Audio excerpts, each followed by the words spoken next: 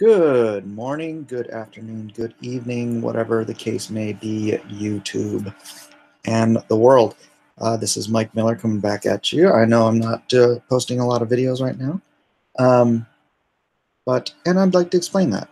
I live in a 4-bedroom house in San Diego with 7 people altogether. 5 of them are children, and it's really hard to find a quiet moment to dedicate 15, 20 minutes, an hour, whatever it is. I'd like to sit down and chat with you guys. So, yeah, even though I'd like to be on here more, it's a little bit difficult in my current situation. If I had a basement or an attic or something where I could escape the noise.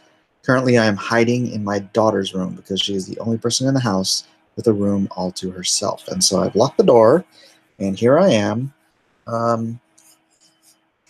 ready to wax rhapsodic about Blacklist and why I'm doing what I'm doing.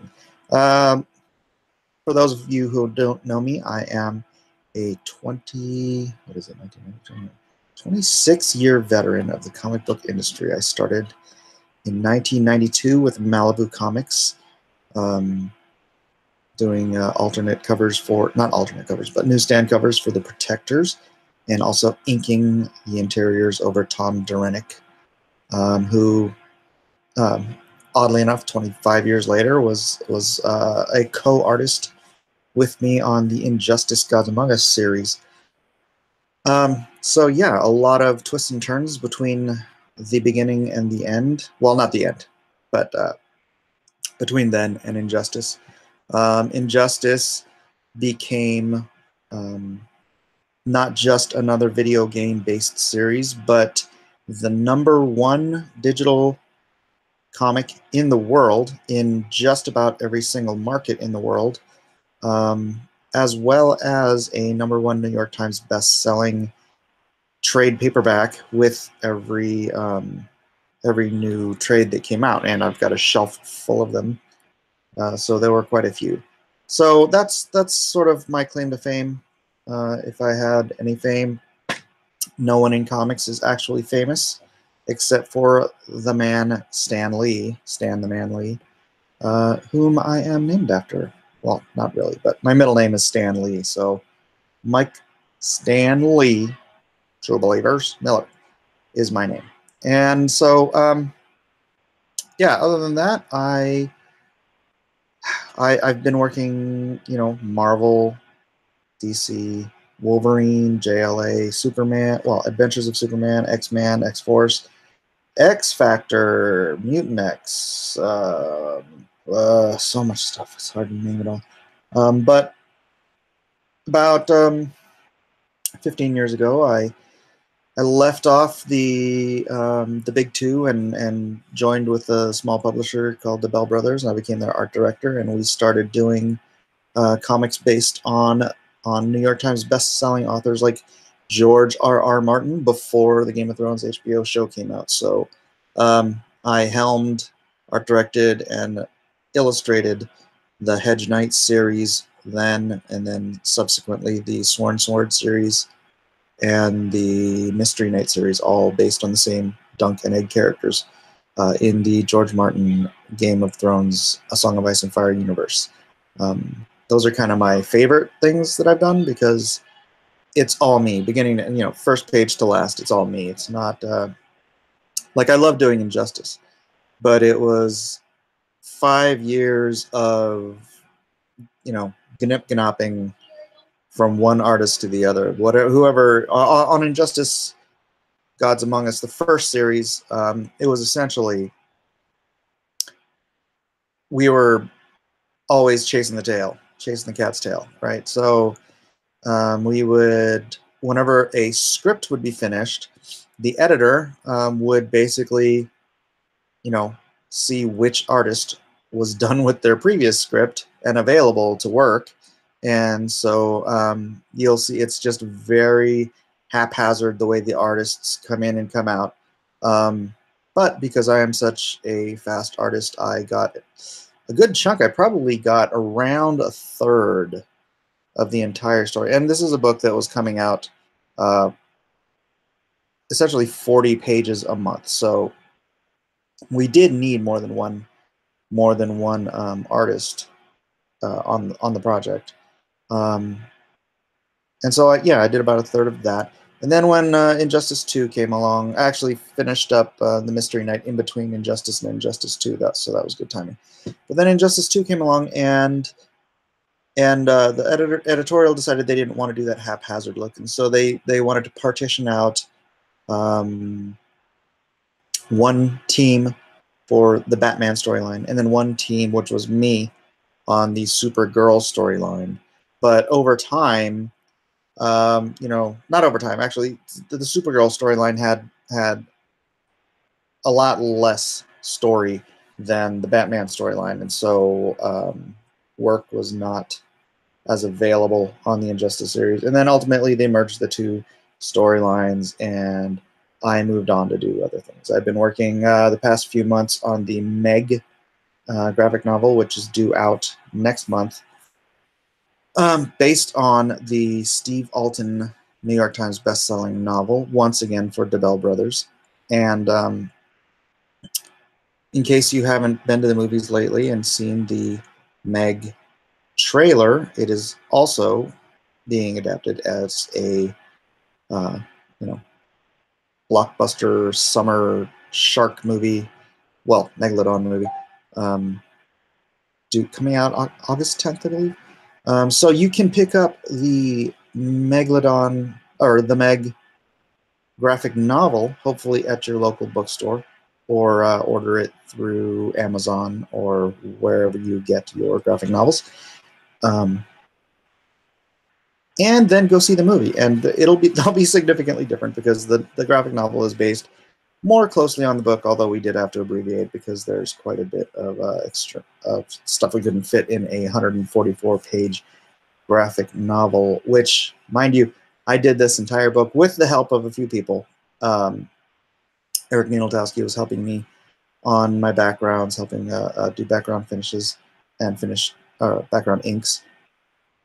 But I did all 144 pages in essentially 3 months. So my neck and my back are completely wrecked. And from here, I begin the launch into my future endeavor with Blacklist Comics. Blacklist Comics is my it's my adventure into publishing once again.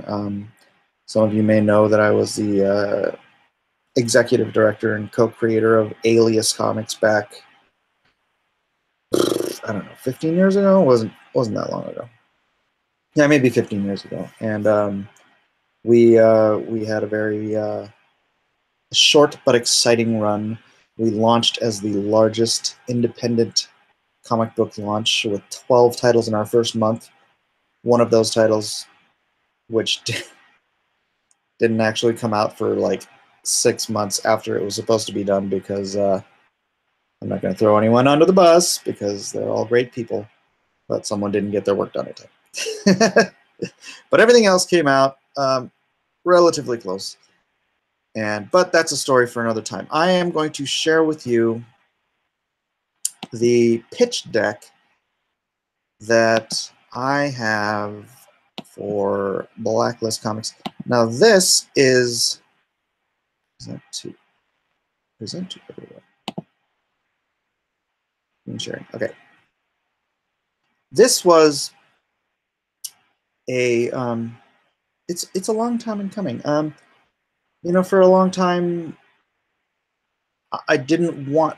I mean, I was always creating. I was always coming up with characters. I was always coming up with stories.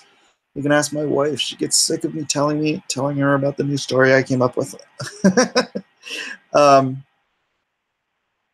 But I just never felt that it was the right time, or the right market to move forward. Having done Alias and having seen, how the sausage is made.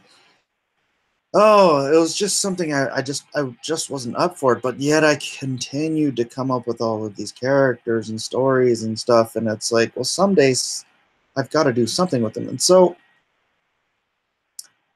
after the events of 2016, I don't know, I was filled with hope, like there was a future again.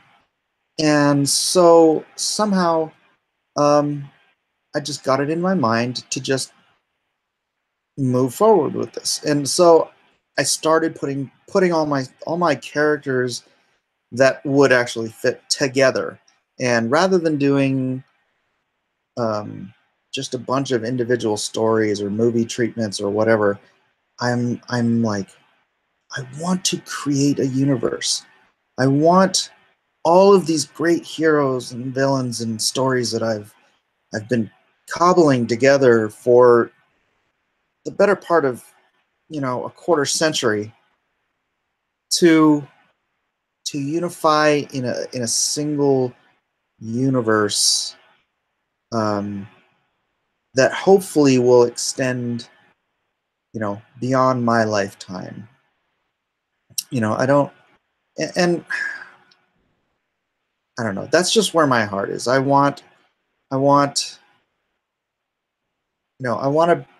in the future, someone's got to compete with Marvel and DC. There was a time when cross-gen was the one who could have done it.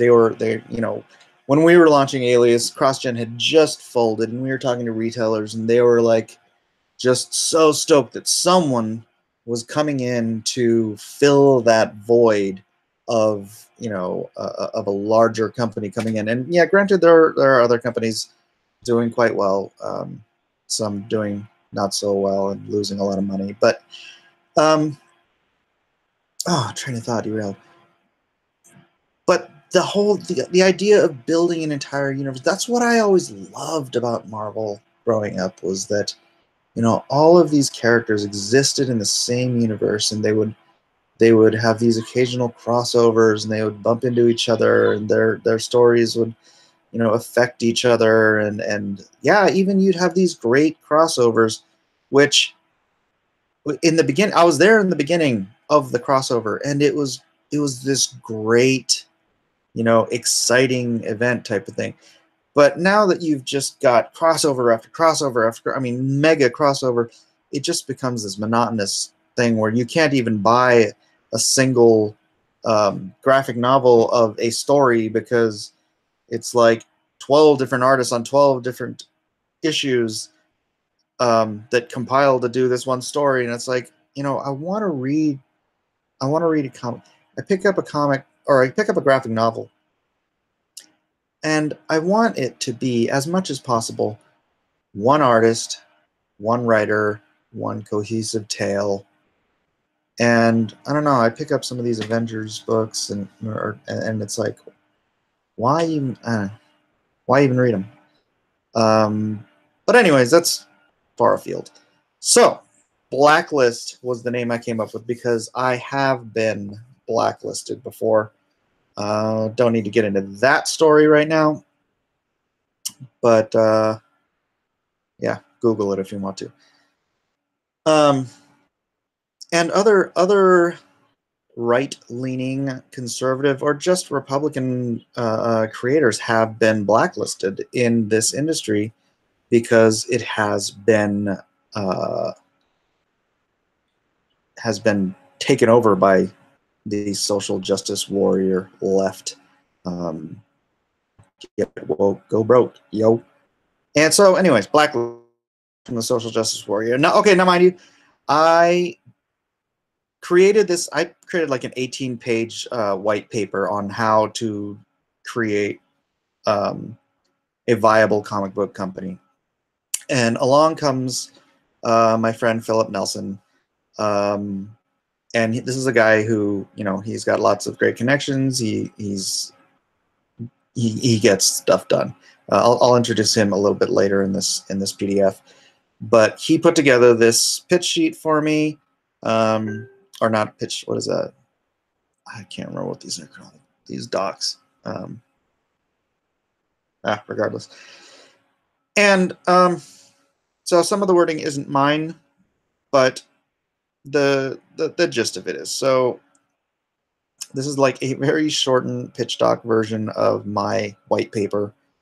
My white paper will not be made available because it's got secrets, and I'm not going to share them, but I will utilize them. All right, so Blacklist Comics, taking comic books back from social justice warriors. What happened to comics? And okay, this is how dated this is. This is how long ago I wrote all this stuff, because we've been pitching this around to hire like media types and whales, big dollar folks, and trying to get funded as a just what do you call it? Just the old school business way of funding a new company.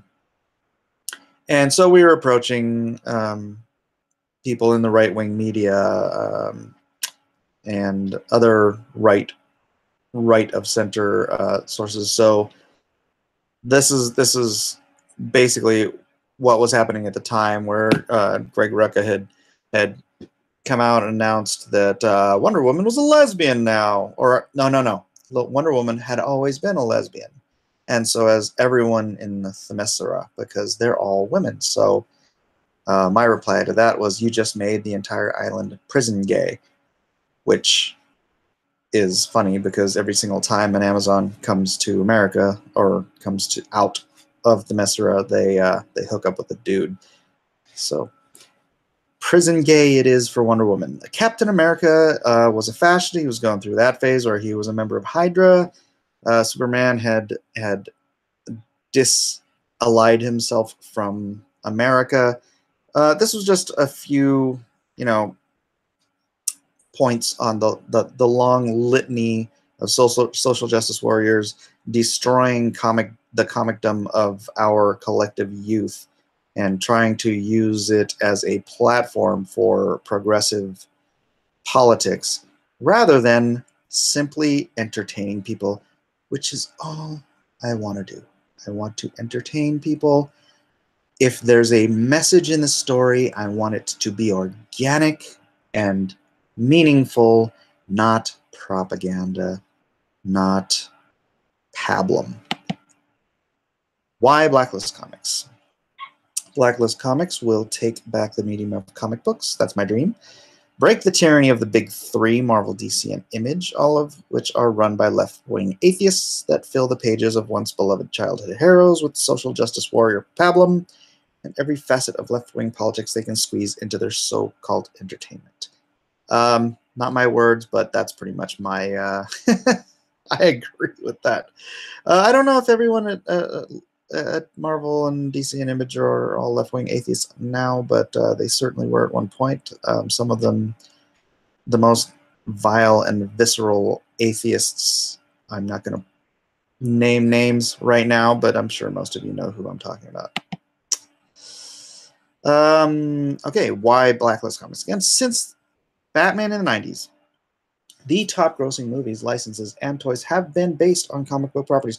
I read an article, I can't remember if it was in Forbes or Time or something. This was back in, oh my goodness, when was this?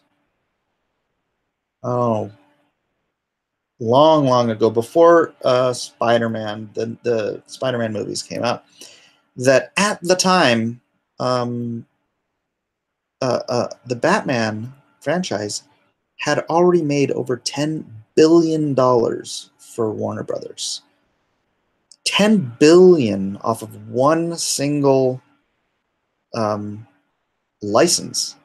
And now look where we are. I mean, this is 20 years later, and that comic book movies have become the blockbusters of all of media.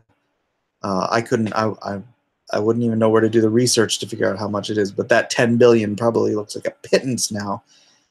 And it doesn't look like they're going away. I think they are the new they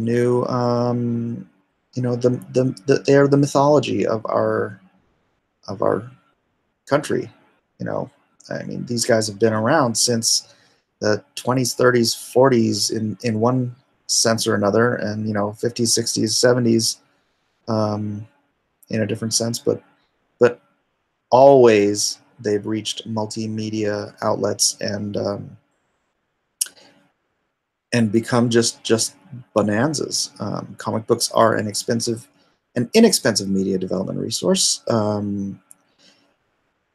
Okay, granted, on an individual basis, a professional level comic book costs around $15,000 to produce. If you're hiring, American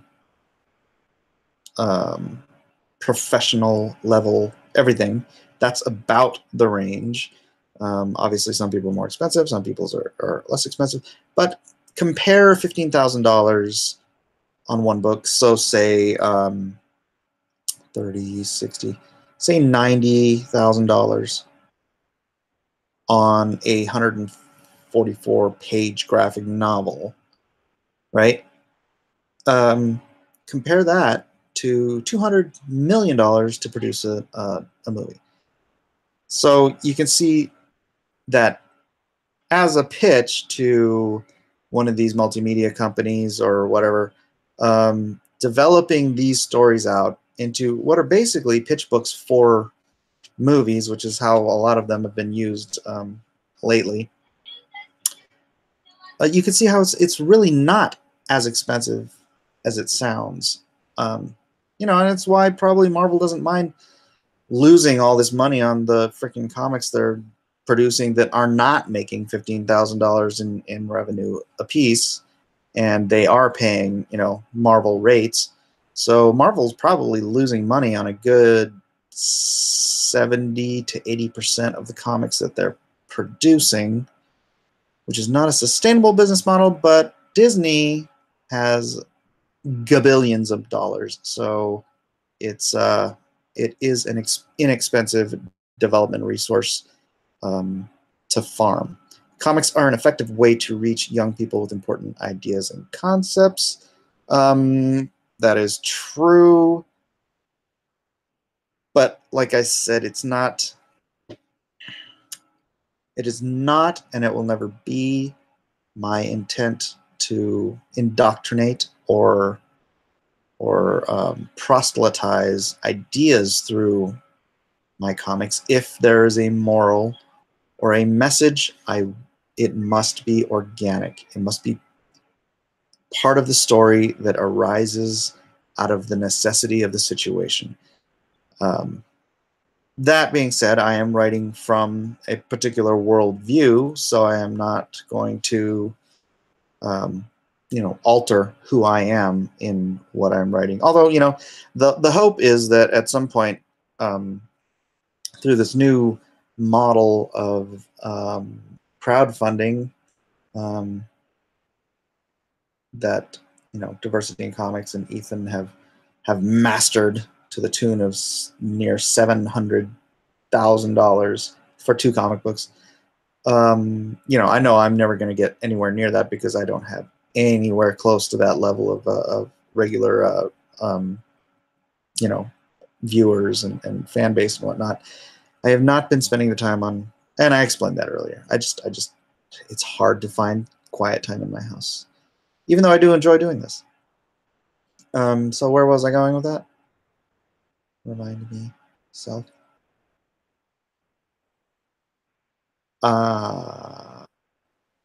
Yeah. Well, I guess that train of thought has left the station, and we're going to move on to the next one.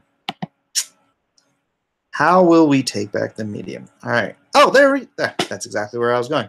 So, assembling an A-team of A-list industry talent that is fed up with being forced to push the left-wing agenda.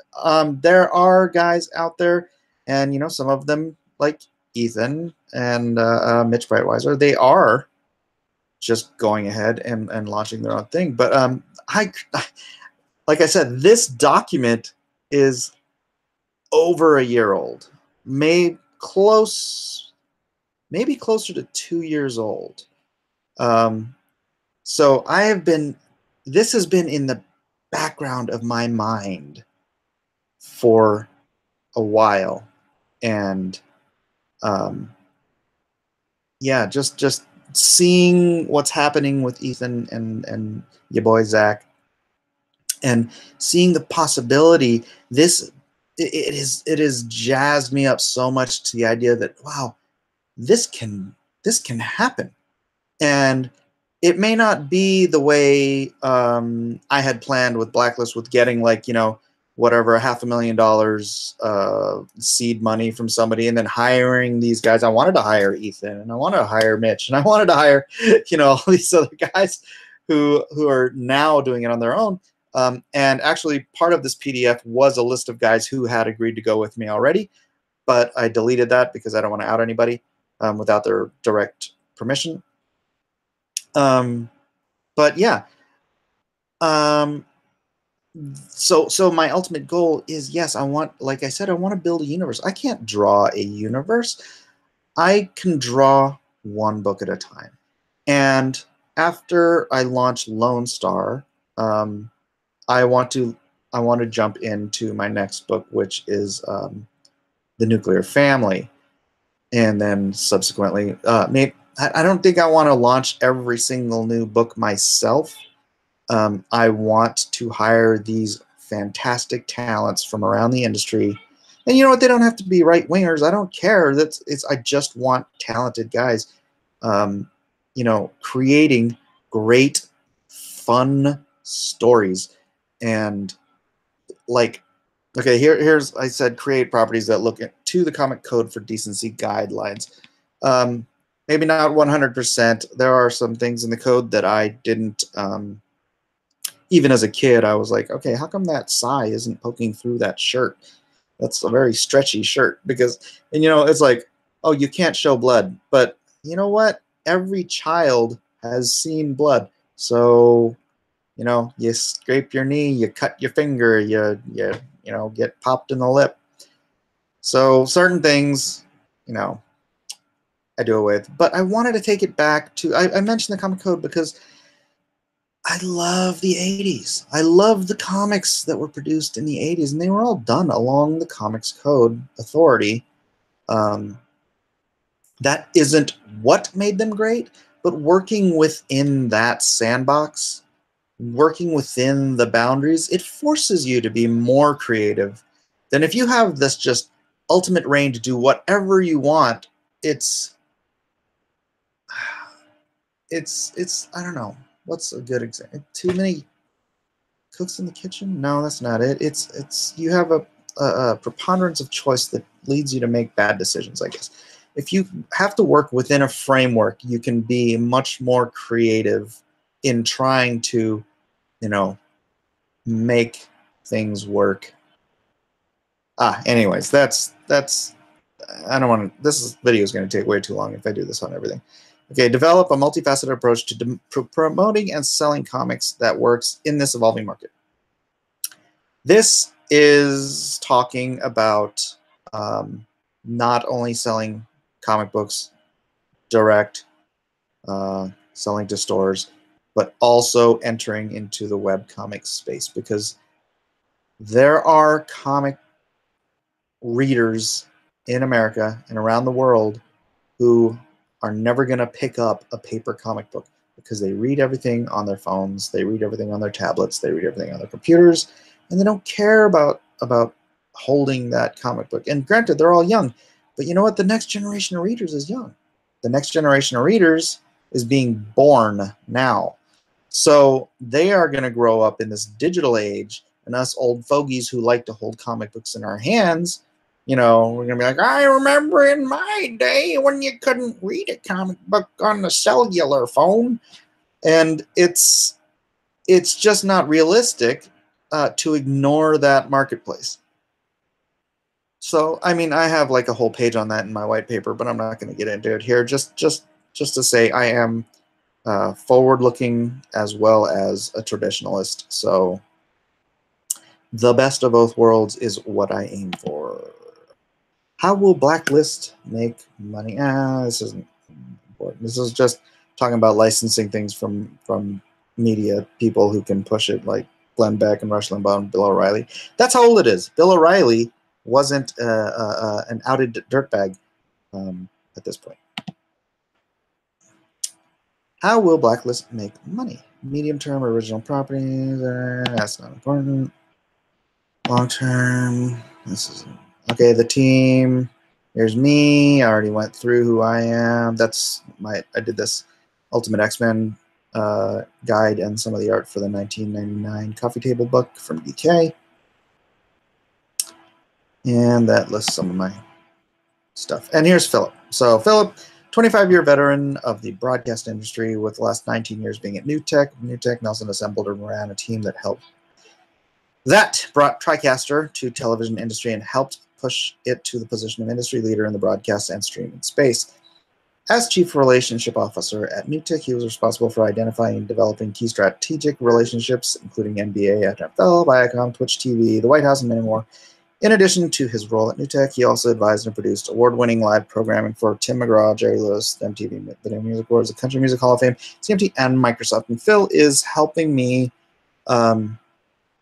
more along the business and media side, trying to put together deals behind the scenes, less creative. Although Phil is a comic book nut, he actually started a comic book store at the ripe old age of 15 when he was a kid, and so he's been in it. He's been in it to win it for a while. He's a good guy. You'll meet him later. Characters and universe. Okay, this is not everyone. I just took some time out, a year and a half, 2 years ago, to just draw out some of the characters that I had not either worked on in a while, or I had just written up their story and dropped it in my IP folder on my computer.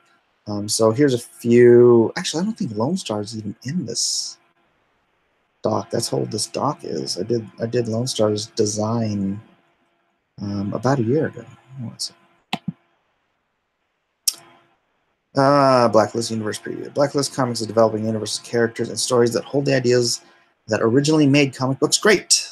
And we're going to make them great again. The following slides give you a glimpse of the upcoming Blacklist universe. So we have, off the bat, Superhero G from the Imaginaries. What happens to imaginary friends when you grow up and stop believing in them? They go to the imagination, a world built from the imagination of billions of children and endless escapades into the weird and wonderful. So originally, Imaginaries was a comic book that I published through Image Comics, written and co-written by myself and Ben Avery. The art was by Gregory Titus and myself. This piece here was for the continuing Imaginary series that only went a couple issues through Blue Water, but they never paid me any money, so I stopped doing it through them. And it's been languishing ever since. Blue Water never pays anybody, so take that with a grain of salt. I'm sure they paid some people, so no libel there, Darren. Sorry.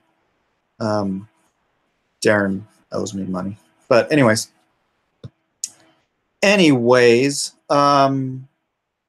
so in our completed story for the Imaginaries, which someday I would like to go back and actually finish, at the end, Superhero G does somehow make his way into the real world. I'm not going to tell you how, in case we do get to finish the story. And then he goes back. But I was thinking, wow, I love this character so much.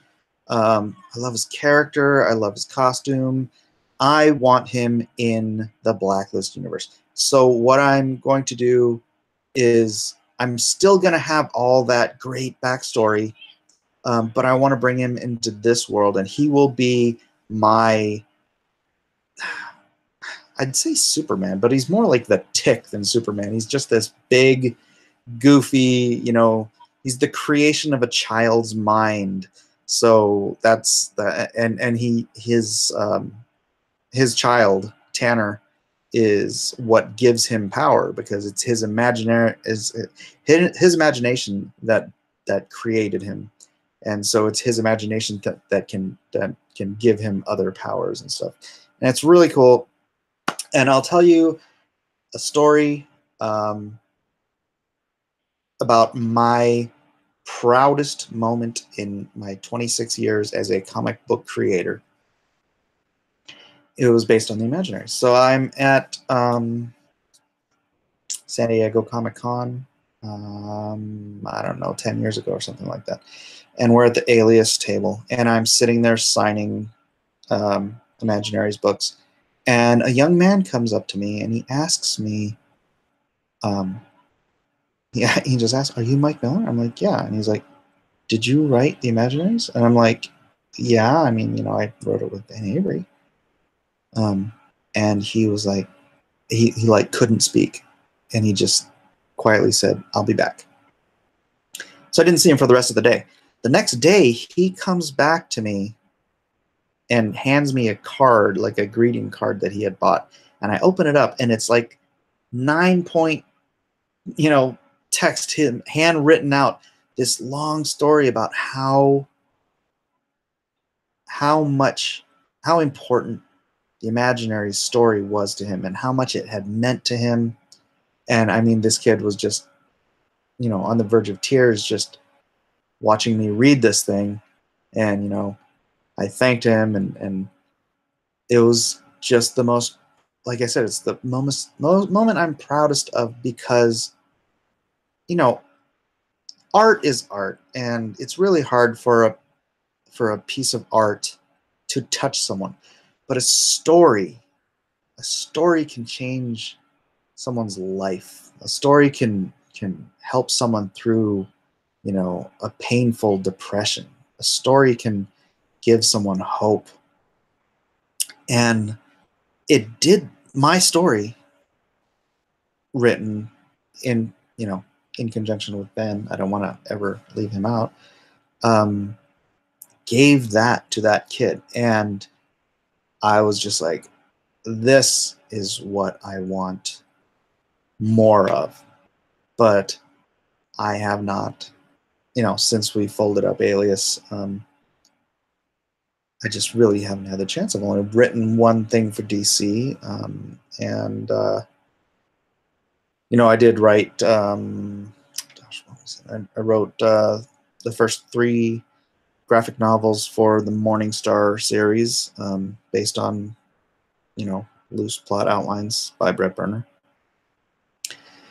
But other than that, yeah, I want to write. That's why I have so much stuff in my IP folder, because I write and I write and I write, but I haven't had an outlet to create. I've written movie scripts, it's just, I can't wait to get into it. I'm very, very excited about Blacklist, and that's why I am writing Lone Star by myself. I was actually going to have another writer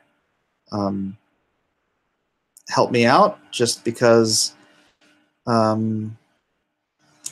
don't know, I felt like I needed another A-list guy, and so I was talking to this A-list guy, and I asked him to help me out, and then I showed him the completed story treatment for the whole first series, and he's just like, "What the heck do you need me for?" So yeah, I'm just gonna go for it, and hope you guys like it. I'm gonna try to get maybe the first 8 or 10 pages lettered up, so that before the Indiegogo goes live, people can actually see that there's more to the story than just pretty lines on paper. That there's a good story there. Let's see. So Unit 8. I love Kamen Rider. I was born in Hawaii, and I used to watch Kamen Rider and Rainbow Man and Go Ranger and all these great Japanese shows when I was a little kid. And so I wanted to do something that was inspired by Kamen Rider, at least in looks. The story's not anything like it. But so Unit 8 is from a hidden island off the coast of California called the 14th Colony. It's sort of a gulch bequeathed to the scientists who developed the technology used to defeat the Iron Cross, Germany's Übermensch during World War II, which also plays into. See, this is the great thing. I get to weave all of these stories in and out of each other historically, and in modern times, and things that happen in Lone Star. I've already planted the seeds, affect and create problems and stories in the nuclear family. And then I'll find when I do the final treatment on nuclear family, I'll try to fold that into the next project I want to launch. And it's like back in the day in Marvel, it's like you'd have you'd introduce a character in one book, and then that character would get popular, and then you'd spring it off, and you'd have all this intertwining. And the only thing you could do in like a universe, right? So not like Image where everybody's doing their own little thing, and it's like there's no cohesion except for the studios that do their own studio universes. But anyways, it's okay. The scientists, some of his like-minded friends, created their own nation based on the founding principles of America, free from the socialist influences of the day, which was the 40s. Decades later, they have developed technologies far in advance of the modern world's levels, keep to themselves, and have a small core of highly trained, highly advanced, weaponized soldiers to protect their freedoms. Unit 8 is one of these soldiers. But rather than sit on the sidelines preparing for a war that may never come, he has decided to break ranks. Sorry, my vision sucks. And enter the mainland of America when he sees all the heartbreak and tragedy that takes place here. Batman level training, Iron Man level tech, and the mind of a soldier or the heart of a saint. That is Unit 8. He's going to be fun. Devil Dog. And again, this is an older story. I realized that your boy Zach has a character named Devil Dog in gosh, why am I drawing a blank? Jawbreakers. But I'm not going to rename him because it's just the perfect name. And I know there are characters at DC and probably at Marvel that were named Devil Dog also, but I don't care. If I can keep the name, I'm going to, because it's just perfect. So Josh Wilson is a former Marine who can't be killed. It's not that he's immortal or anything. He's getting older, and someday he will die. But for now, he has been tethered to a demon whom God is tasked with keeping Josh alive. This doesn't mean keep him safe. And as a result of their antagonistic relationship, Josh has been beat up and hurt and taken to the brink of death time and time again. But the only thing he knows is that the devil cannot let Josh die.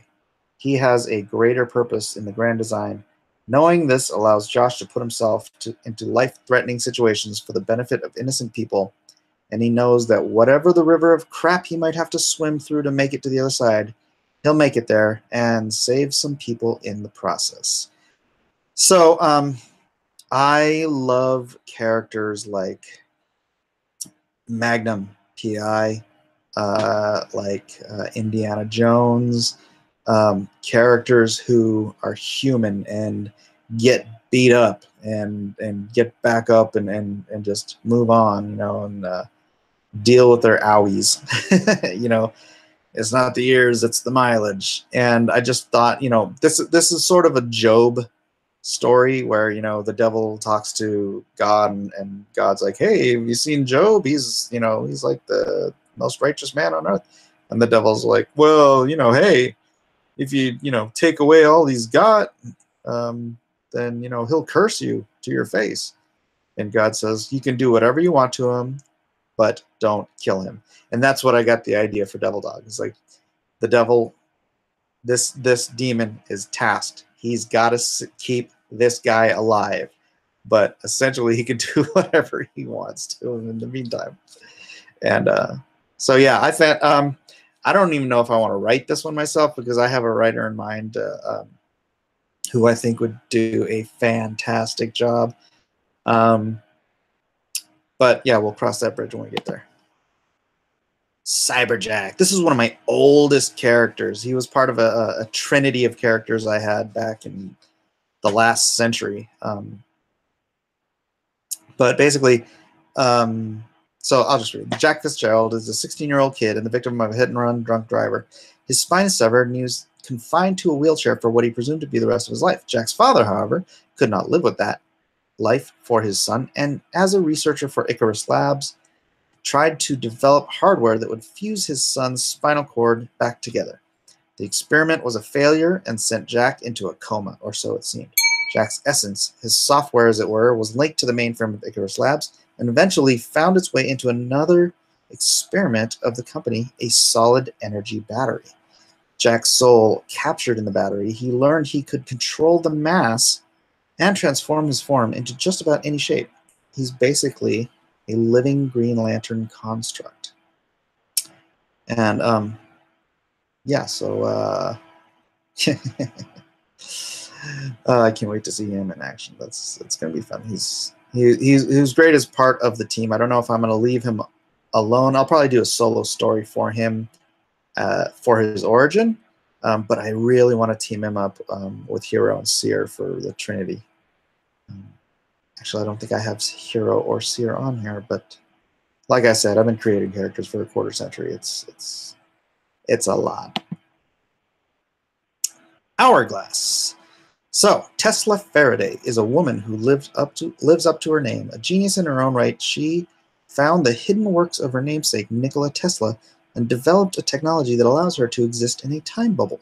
She can stop time within that space for up to 60 minutes per charge using a modified Faraday cage designed in a mesh design of her own. She has limited the effects of the time bubble to her own body, except when she uses the discs at her hips to create an external time bubble. If she exceeds the 60-minute limit, her calculations tell her that she will be locked in that moment of time for eternity. She has yet to test that assertion, nor is she particularly eager to try. Gosh, I was going to say something. Darn it, I forgot what I was going to say. Maybe it'll come back to me. Anyways, yeah, I'd like her. I like her design. She's. We don't have a speedster. I really don't want to do just a bunch of redundant crap. I don't want to do my version of Marvel or my version of DC, right? I don't want to do. Oh, that's what it was. This, for those of us who are in our 40s or older, probably remember a movie from back in the 70s called The Girl, the Gold Watch, and Everything, where this kid has this gold pocket watch that when he hits it, it stops time. That's essentially where I got the original concept for this character. But like I said, I based it more on a superhero concept with the mesh what do you call it? Faraday cage. It's basically a Faraday suit. And yeah, so let's move on.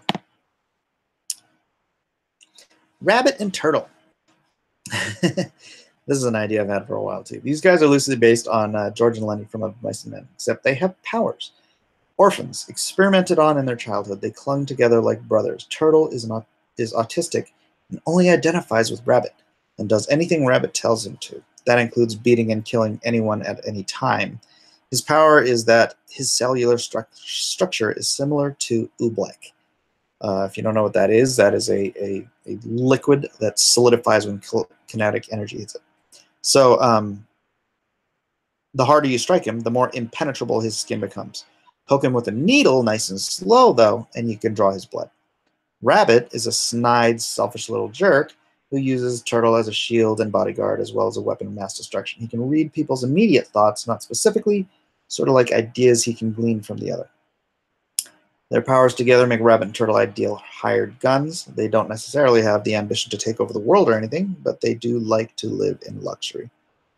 More primarily, Rabbit does. Turtle probably doesn't care. And if you notice, that's my ode to George R.R. Martin, the hat with the turtle on it. If anybody knows that. Anyways, Lullaby, this has nothing to do with actual Blacklist universe.